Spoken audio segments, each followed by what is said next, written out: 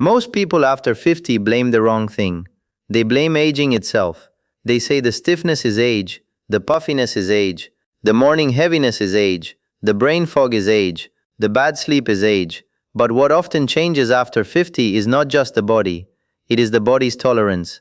Chronic low-grade inflammation becomes more relevant with aging, and researchers now describe this inflammaging pattern as a driver of many age-related diseases, not just a background detail. And that is why one very common dinner deserves a much harder look than most people give it.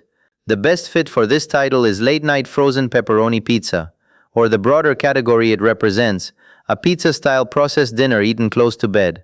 Not because pizza is poison, not because one slice destroys your health, but because it combines four things that age badly together: ultra-processing, high sodium, high saturated fat, and late timing near sleep. Pizza is one of the top contributors of sodium in the American diet, and USDA data note that pizza is also a meaningful contributor of saturated fat and sugar.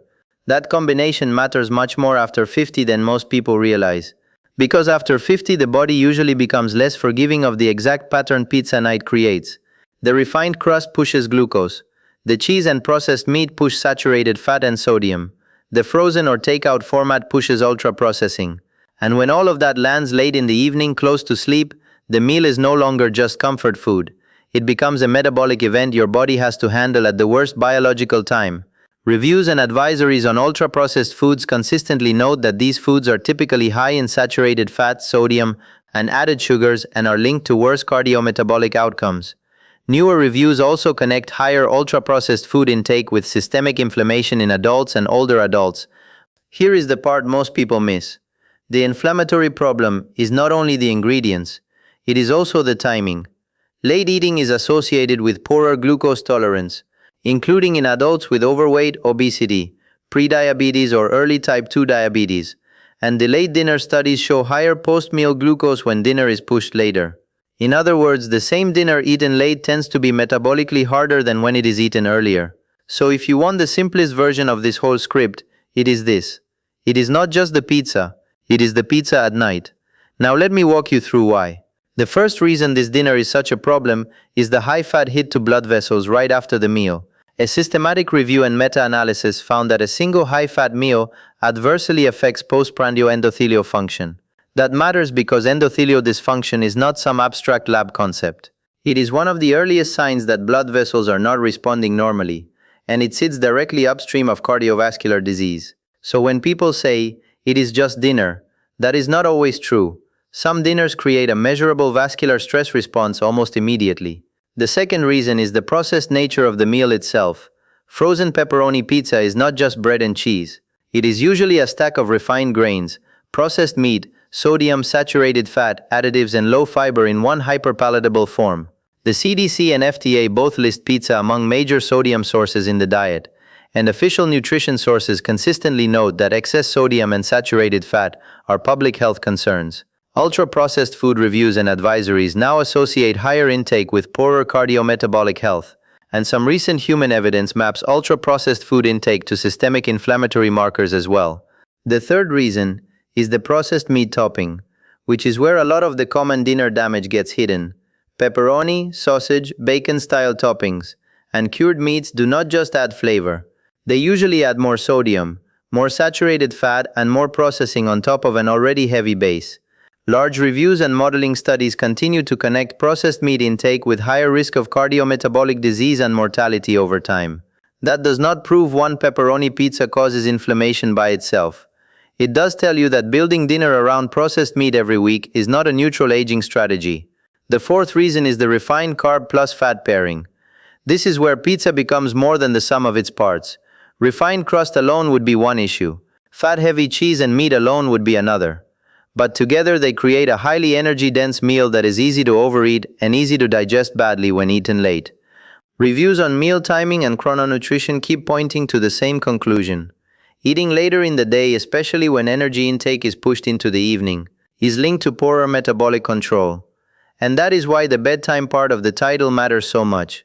If you eat this dinner close to sleep, you are not just asking the body to digest it. You are asking the body to digest it while insulin sensitivity is worse, while circadian biology is shifting toward rest, and while the overnight repair period is supposed to be starting. Late dinner studies have shown worse postprandial glucose, and some late eating work shows a carryover effect into the next morning. That means the damage is not always over when the meal is over. Sometimes the next day starts metabolically behind too. This is where people after 50 get fooled. They do not feel inflamed right after dinner. They just feel full, maybe sleepy, maybe thirsty, maybe slightly puffy the next morning. Maybe they blame their joints, their sleep, or their age. But inflammation does not always announce itself dramatically. Especially after 50, it is often cumulative. Research on inflammaging makes that point very clearly. The body becomes more vulnerable to chronic low-grade inflammatory stress, and everyday habits start mattering more, not less. So when I say this common dinner may be fueling inflammation after 50, I am not saying one pizza night ruins your body.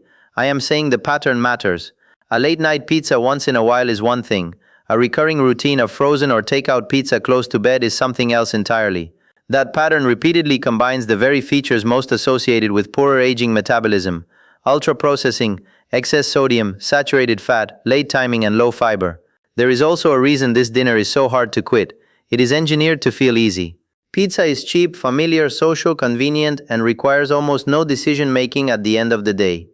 That is exactly why it becomes dangerous in real life. Not because it is exotic, because it is ordinary. The most harmful routines are often the ones people no longer notice. So what should replace it? Not fear, not perfection, not a joyless dinner. The smarter move is to stop making late-night pizza-style processed dinners a default. If you eat pizza, make it earlier, smaller, and less processed. Keep it farther from bedtime. Drop the processed meat. Reduce the sodium load where you can.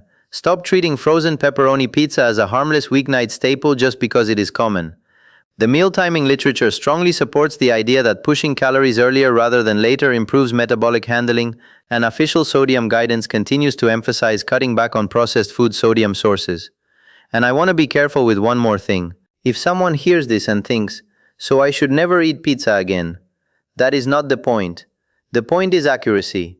The point is that if you are going to choose one common dinner that best explains this title in an evidence-based way, late-night frozen pepperoni pizza is the cleanest fit because it packages together the exact mechanisms that get less forgiving after 50. So here is the summary of what matters most. After 50, chronic low-grade inflammation becomes more relevant to aging biology. Pizza is a major sodium source in the diet and also contributes saturated fat and sugar. A single high-fat meal can acutely impair endothelial function. Ultra-processed food patterns are linked to worse cardiometabolic health, and emerging human evidence ties them to inflammatory biomarkers too. Late eating worsens glucose tolerance and can create next morning carryover effects, which means the real problem is not just pizza, it is pizza late. And after 50, that difference matters.